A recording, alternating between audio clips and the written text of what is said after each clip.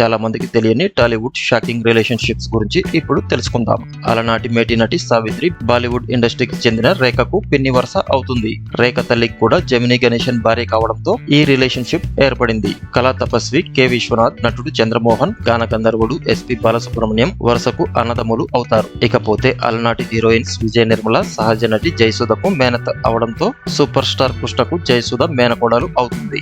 ఇకపోతే టాలీవుడ్ బాలీవుడ్ లో అందాల నటిగా రాణించిన శ్రీదేవి అక్క కూతురే హీరోయిన్ మహేశ్వరి. ఇక అది అటుంచితే విశ్వనటుడు కమల్ హాసన్ కి సుహాసిని కూతురు వరుస అవుతుంది. కమల్ హాసన్ సోదరుడు చారు హాసన్ కూతురే సుహాసిని. ఇకపోతే హీరో సందీప్ కిషన్, కెమెరామన్ చోటా నాయుడికి స్వయాన మేనలుడు. ఇకపోతే మ్యూజిక్ డైరెక్టర్ అనిరుద్ కి సూపర్ స్టార్ రజనీకాంత్ మేనమామ అవుతారు. రజనీకాంత్ భార్య అనిరుద్ తండ్రికి చెల్లెలు. ఇక ఆ తర్వాత చూస్తే హీరో కార్తీక్ కి నగ్మ వదిన అవుతుంది. ఎందుకంటే నగ్మ చెల్లెలు జ్యోతికను కార్తీ అన్నయ్య సూర్య పెళ్లి చేసుకున్నాడు కాబట్టి. ఇక ఆ తర్వాత చూసుకుంటే రియల్ స్టార్ శ్రీహరి, అలాగే ప్రకాష్ రాజ్ కోడలుళ్ళు. ప్రకాష్ రాజ్ మొదటి భార్య స్వయంగా శ్రీహరి భార్యకు అక్కయ్య. ఇకపోతే విద్యాబాలన్ ప్రియమణి కజిన్స్. ఇక అలాగే రైటర్ సుద్దాల అశోక్ తేజకు నటుడు ఉత్తేజ్ వరుసకు మేనల్లుడు అవుతాడు. అలాగే గున్నం గంగరాజు ఎస్ఎస్ రాజమౌళి బావ మరుదుల వరుస.